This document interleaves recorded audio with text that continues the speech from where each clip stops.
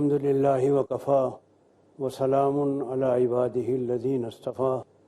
محترم ناظرین و سامعین، ہماری آج کی گفتگو کا موضوع ہے مسائل کا حل، خوف خدا اور فکر آخرت۔ ہمیں یہ عرض کرنا ہے کہ اللہ کے خوف اور آخرت کی فکر کے بغیر مسائل کو صحیح طور پر حل نہیں کیا جا سکتا۔ دنیا میں انسان قانون بناتا ہے، لیکن اس قانون کے اوپر عمل درآمد کے لیے جو اس کے پاس طاقت ہے وہ صرف ظاہری طاقت ہے، جبکہ انسان کے عمل کا محرک اس کا باطن اور اس کا دل ہے۔ یعنی اندر سے جب انسان کے دل کے اندر یہ بات پیدا ہوتی ہے کہ مجھے یہ کام کرنا ہے یا مجھے یہ کام نہیں کرنا ہے، تب صحیح معنی میں انسان اس قانون کے اوپر عمل کرتا ہے۔ اور اگر ظاہری جزا اور سزا کی وجہ سے آدمی کوئی کام کرے بھی تو اگر کوئی اس کو نہ دیکھ رہا ہو یا اس کو پکڑنے کا خوف نہ ہو تو پھر کوئی اور ایسی طاقت نہیں ہے کہ جو اس کو اس کام سے روک سکے۔ اگر انسان کا دل آمادہ ہے، دل کے اوپر پہرے داری ہے، تو پھر چاہے کوئی دیکھے یا نہ دیکھے، چاہے دنیا میں کسی کو خبر ہو یا نہ ہو، انسان صرف اس وجہ سے کہ اس کا رب اس کو دیکھ رہا ہے اور اس کو آخرت میں اپنے اعمال کا جواب دینا ہے، اچھائی کے راستے پر چلے گا اور برائی کے راستے سے بچے گا۔ اس طرح معاشرہ پاکیزہ، صاف ستھرا اور صاف و شفاف ہو جائے گا۔ اپنی اس بات کو ہم زیادہ نکھارنے کے لیے حضور نبی کریم صلی اللہ علیہ وسلم کی ایک حدیث آپ کے سامنے پیش کرتے ہیں۔ آپ نے فرمایا کہ بنی اسرائیل کے زمانے میں 3 آدمی تھے، ایک لمبے سفر کے ارادے سے اپنے گھر سے روانہ ہوئے۔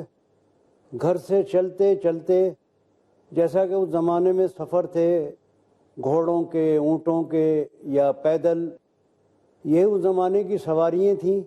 سفر کرتے کرتے وہ ایک ایسی جگہ پہنچے جو پہاڑی علاقہ تھا، جہاں چاروں طرف پہاڑ تھے، اور ان کو پار کر کے انہیں اپنی منزل پر پہنچنا تھا۔ جب یہ تینوں دوست اس علاقے میں پہنچے تو اچانک باد و باران کے طوفان نے ان کو گھیر لیا۔ سخت تیز بارش اور نہایت تیز ہوا، دونوں ایک طوفان کی صورت میں اس وادی کے اندر، اس جگہ کے اندر آئے اور تینوں اس طوفان کے اندر گر گئے۔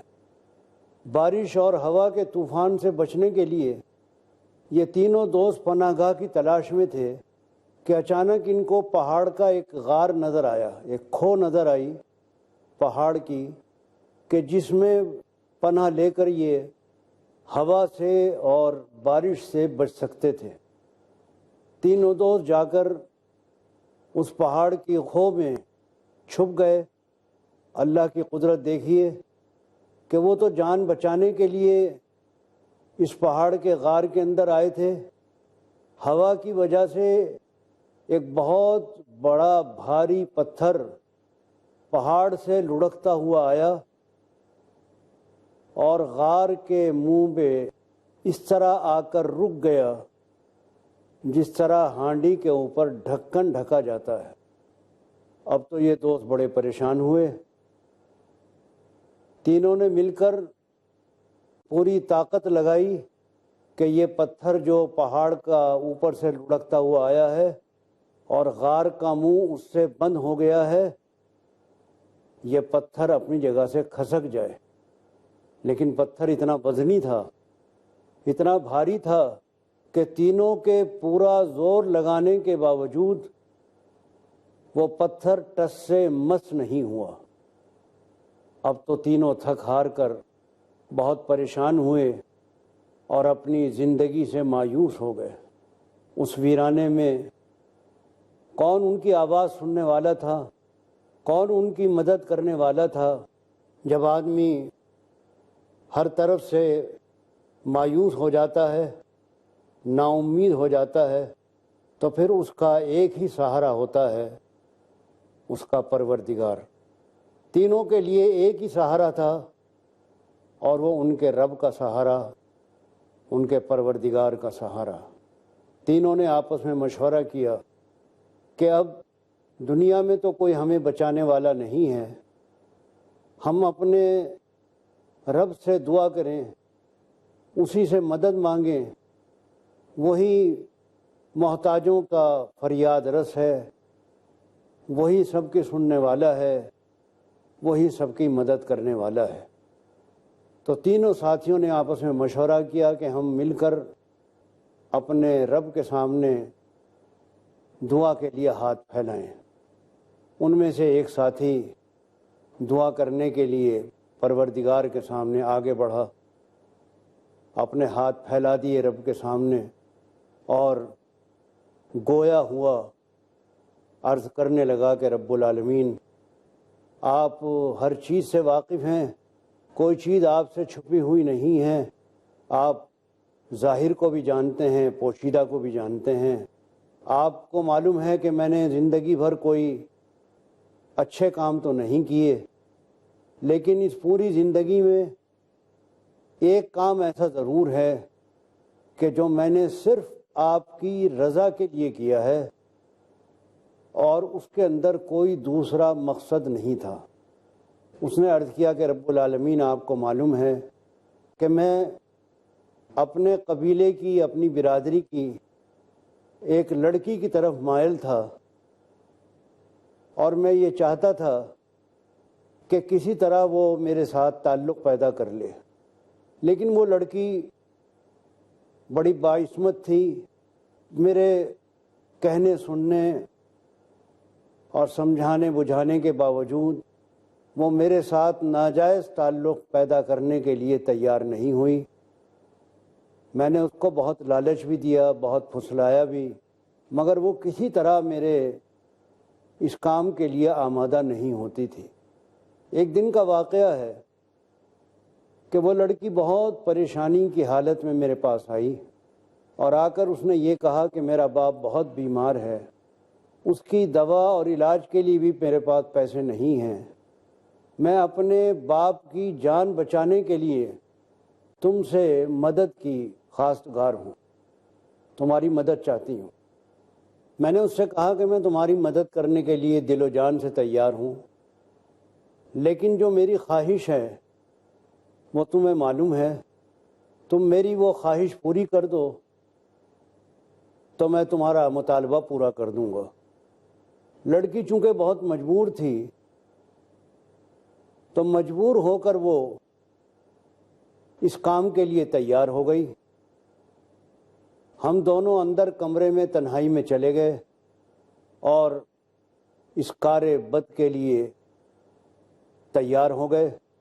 جب میں بالکل اس کام کے لیے تیار تھا تو اچانک لڑکی کی زبان سے بڑے پردرد انداز میں نکلا کہ اے شخص، اللہ سے ڈر۔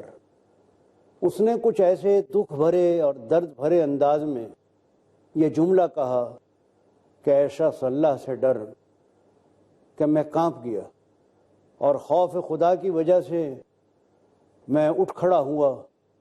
میں نے کپڑے پہنے، اس کو بھی کہا کہ تم بھی کپڑے پہن لو، اور جو وہ پیسے مجھ سے چاہتی تھی میں نے کہا کہ لو یہ پیسے لو، اور میں اللہ کے ڈر کی وجہ سے جو آج تم نے اپنی زبان سے ادا کیا ہے، میں اس کام سے باز آتا ہوں، اس کام سے توبہ کرتا ہوں۔ اس نے پروردگار کے سامنے عرض کیا کہ رب العالمین، اس وقت وہاں نہ کوئی دیکھنے والا تھا، نہ کوئی بدنامی کا ڈر تھا، لڑکی بھی تیار تھی، میں بھی تیار تھا، لیکن اس گناہ سے میں نے صرف اس لیے اپنے آپ کو بچایا کہ آپ کا خوف میرے دل میں پیدا ہوا۔ تو آپ کے ڈر اور آپ کے خوف اور آخرت کی پکڑ کی وجہ سے میں اس گناہ سے بچا رہا۔ اے میرے پروردگار، اگر میری یہ نیکی آپ کی بارگاہ میں قبول ہو گئی ہو تو اس کی برکت سے اور اس کے طفیل سے ہمیں اس پریشانی سے نجات عطا فرما دیجیے۔ اللہ کے نبی صلی اللہ علیہ وسلم فرمایا کہ اللہ نے اس کی دعا قبول کر لی اور پتھر اپنی جگہ سے تھوڑا سا ہٹ گیا۔ اب آگے کیا ہوا، اس قصے کو ہم اور آگے بڑھائیں گے مگر تھوڑے سے وقفے کے بعد۔ السلام علیکم ورحمۃ اللہ وبرکاتہ۔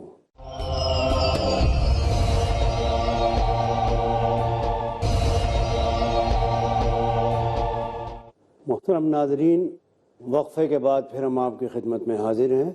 ذکر چل رہا تھا اس واقعے کا کہ جو بنی اسرائیل کے 3 آدمیوں کا اللہ کے رسول صلی اللہ علیہ وسلم نے سنایا، اور حدیث میں وہ واقعہ موجود ہے، اور بتایا گیا کہ کس طرح یہ تینوں آدمی اس مصیبت میں پھنس گئے کہ ایک غار کے اندر پناہ لینے کے لیے گئے تھے اور اوپر سے پتھر اڑکتا ہوا آیا اور غار کے منہ پر آ کر اس طرح سے رک گیا جیسے ہانڈی کے اوپر ڈھکن ڈھکا جاتا ہے۔ اب تینوں زندگی سے مایوس ہو گئے تو انہوں نے یہ طے کیا کہ ہم اللہ سے مدد مانگیں، اللہ سے دعا کریں۔ ایک شخص نے آگے بڑھ کر اللہ سے دعا کی اور اپنے اس نیک عمل کا واسطہ دیا کہ باوجود اس کے کہ وہ گناہ کے وسائل موجود تھے اور وہ اگر چاہتا تو اس برائی میں مبتلا ہو سکتا تھا، پھر بھی وہ اللہ کے خوف اور آخرت کی فکر کی وجہ سے اس گناہ سے باز رہا۔ اب ہم اس قصے کو اور آگے بڑھاتے ہیں۔ اب دوسرا آدمی وہ آگے بڑھا اور اس نے اللہ تبارک و تعالیٰ سے دعا کرنی شروع کی کہ رب العالمین، آپ میرے حال سے خوب واقف ہیں کہ میں نے زندگی میں کوئی بہت اچھے کام تو نہیں کیے، لیکن اس پوری زندگی میں ایک کام ضرور ایسا ہے کہ جو میں نے صرف آپ کے لیے کیا ہے، اس میں اور کوئی جذبہ اور کوئی داعیہ موجود نہیں تھا سوائے آپ کے خوف اور آپ کی رضا کی فکر کے۔ اس نے عرض کیا کہ رب العالمین، آپ جانتے ہیں کہ ایک روز ایسا ہوا کہ مجھے اپنے گھر کے کاموں کے لیے ایک مزدور کی ضرورت پڑی۔ میں ایک شخص کو لے کر آیا، اس سے مزدوری کرائی۔ تمام دن وہ آدمی میرے گھر میں مزدوری کرتا رہا۔ جب شام کو چھٹی ہوئی اور مزدوری دینے کا وقت آیا تو مزدور مزدوری چھوڑ کے چلا گیا۔ جب وہ چلا گیا تو مجھے بہت افسوس ہوا کہ اس بیچارے نے سارا دن محنت کی اور حکم یہ ہے کہ مزدور کی مزدوری اس کے پسینہ سوکھنے سے پہلے اس کو دے دو۔ بیچارہ سارا دن محنت کرتا ہے، امید رکھتا ہے کہ جب میں اپنے کام سے فارغ ہوں گا تو میری اجرت فوراً مل جائے گی۔ اب اگر کوئی شخص اجرت دینے میں ٹال مٹول کرے تو مزدور کا دل دکھتا ہے، اس کا دل دکھے یہ اللہ کو منظور نہیں ہے۔ اس واسطے حکم یہ ہے کہ مزدور کی مزدوری ادا کرنے میں دیر نہ کرو، بس جیسے ہی وہ کام سے فارغ ہوا فوراً اس کے پیسے اس کو دے دو۔ تو کہنے لگا کہ مجھے بہت افسوس ہوا کہ مزدور مزدوری چھوڑ کے چلا گیا۔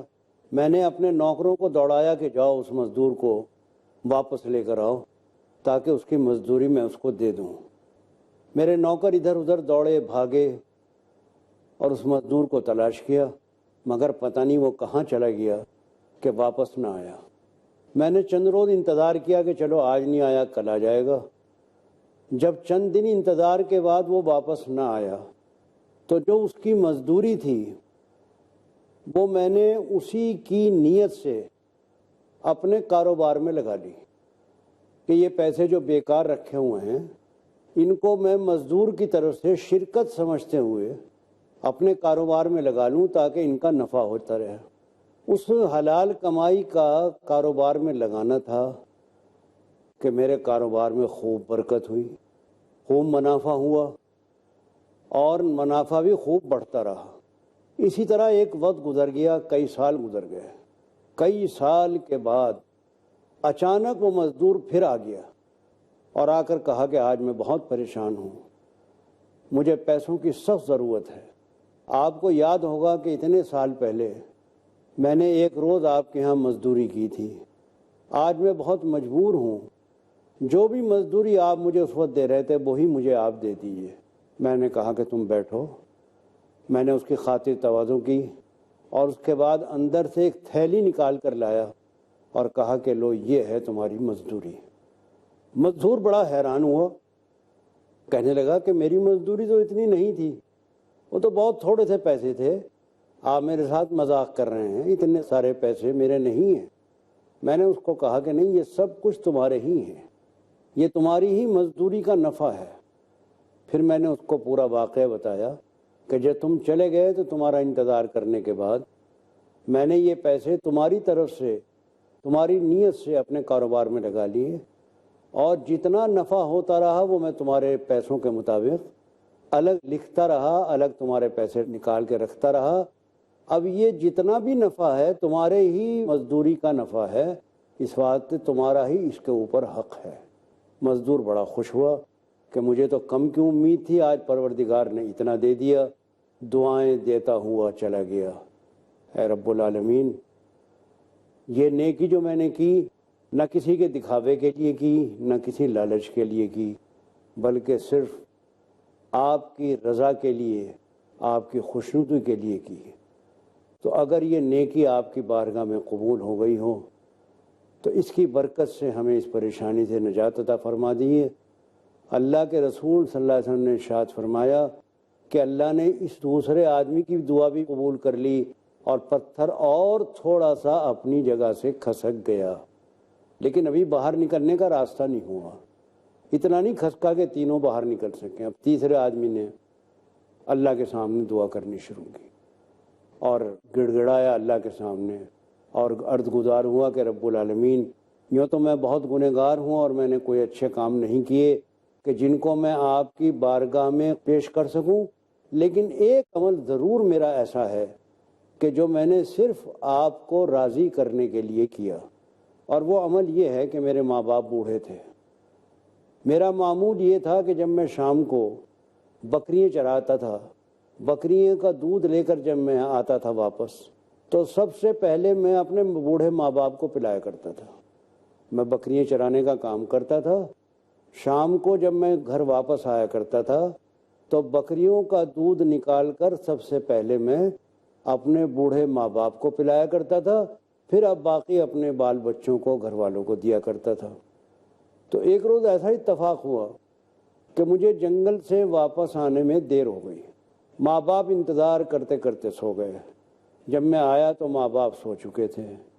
میں نے دودھ نکالا اور دودھ نکال کر ماں باپ کے سراہنے کھڑا رہا کہ بوڑھے آدمی ہیں، اگر میں نے ان کو جگایا، ان کی نیند اڑ گئی تو پھر دوبارہ سوئیں گے نہیں، جب یہ جاگیں گے تو پہلے ان کو دودھ پلاؤں گا، پھر میں خود پیوں گا اور پھر بال بچوں کو دوں گا۔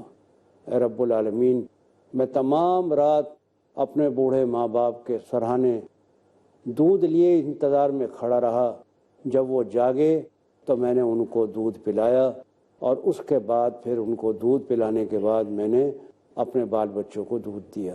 رب العالمین، اگر یہ میری نیکی آپ کی بارگاہ میں قبول ہو گئی ہو تو اس کی برکت سے اور اس کے طفیل سے ہمیں اس پریشانی سے نجات عطا فرما دیجیے۔